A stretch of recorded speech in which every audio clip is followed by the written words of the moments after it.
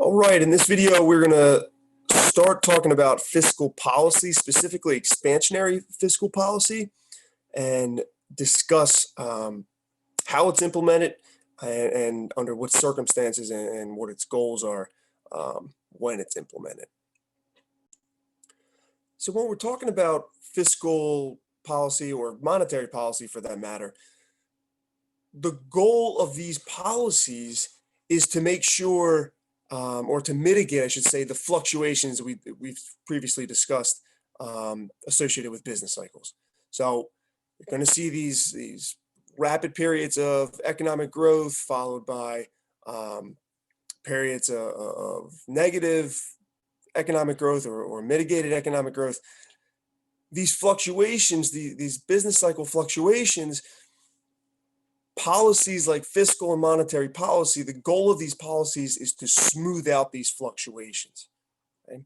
is to try to mitigate the oscillating tendencies of real GDP in order to mitigate the cost from a sharp decline when there's a sharp decline in economic growth that we typically see during recessions. So let's actually talk about what monetary and fiscal policies are. We'll discuss monetary policy more in depth next week. Monetary policy has to do with interest rates and the availability of the money supply and how much money is available in the economy and its effect on the inflation rate. We're going to talk about fiscal policy, and fiscal policy has to do with government spending and taxes collected. So when we're trying to expand the economy, when we're trying to implement an expansionary fiscal policy, well, that's going to be typically in times of recession. And when it's implemented, we're going to see increases in government spending or government expenditure and decreases in taxes, meaning households are going to have to pay less income taxes, firms are going to have to pay less corporate taxes, and they're going to have more income available for spending purposes. During contractionary fiscal policy, we're going to see the opposite. We're going to see decreases in government spending. We're going to see increases in taxes. So households and firms have less money or less income to be able to spend. So looking at the labor market, when there's an expansionary policy, if we look at the demand for labor, well, we've seen this before. If this is a pre-recession equilibrium, here's a pre-recession demand for labor, well, it intersects the labor supply curve at this gray 0.1, this pre-recession equilibrium. Well, when we see the decrease in the demand for labor up until the trough, well, expansionary policy is looking to mitigate that decrease in the demand for labor. And so expansionary policy, its effect is going to be seen on the demand for labor, specifically as an increase in the demand for labor. And so when we know what we've seen before is when there's an increase in this demand for labor, it's going to increase employment and possibly raise wages. Now, if we're just seeing a partial recovery, we're not going to see that wage growth just yet. We're going to need further increase in the demand for labor. But definitively, we should see increases in employment when expansionary policy is implemented during a recessionary period.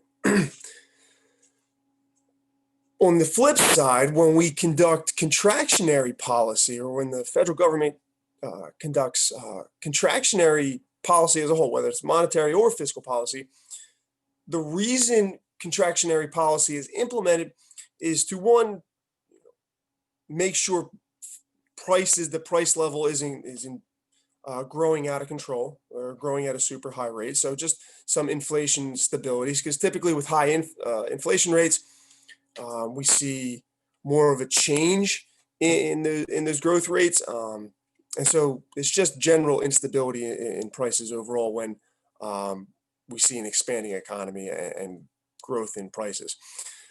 And then probably more importantly, we implement contractionary policy to reduce a future extreme contraction. So if we have a monetary policy where interest rates are relatively high and then a recessionary period hits, well, then we can lower interest rates to mitigate the cost of a recession.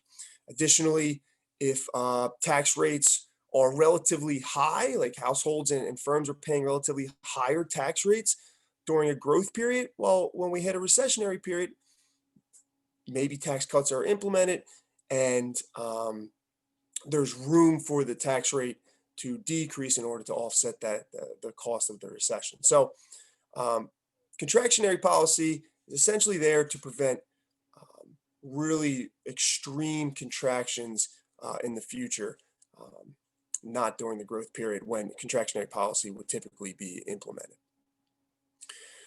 Fiscal policy can be implemented in one of two ways, either automatically or discretionarily. So with automatic fiscal policy, these fiscal policy components are going to be implemented automatically, and they are partially offsetting the economic fluctuations we see. So great example is when tax rates are as a percentage of income or of spending, meaning if you pay a 20% tax rate on your income, well, during expansionary times, your income grows, you still pay 20% on your income, but with a higher income, now you're paying a higher level of taxes. So that's something that's implemented automatically. No law has to be passed by Congress and by the House, or by Congress and the president.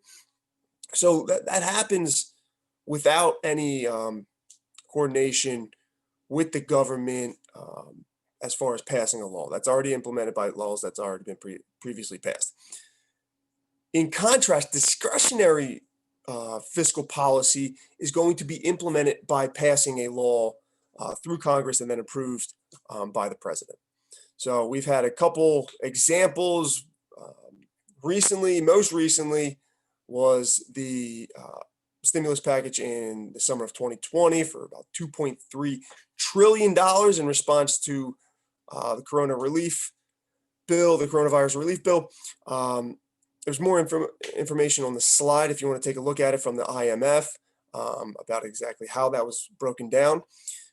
Additionally, during the Obama administration in 2009, there was a stimulus package that included both increases in government spending and tax cuts. And then in the Bush administration a year before, there was a tax cut of about $152 billion to households. So there's two different ways for fiscal policy to be implemented, either based off this discretionary policy where it has to go through Congress, it's a law that is passed and then signed by the president, and through these automatic components that are enacted when the law in the federal budget is initially proposed and passed during the budget period. In the next videos, we're going to talk about expansionary fiscal policy and the multiplying effects of government expenditure and the tax multiplier.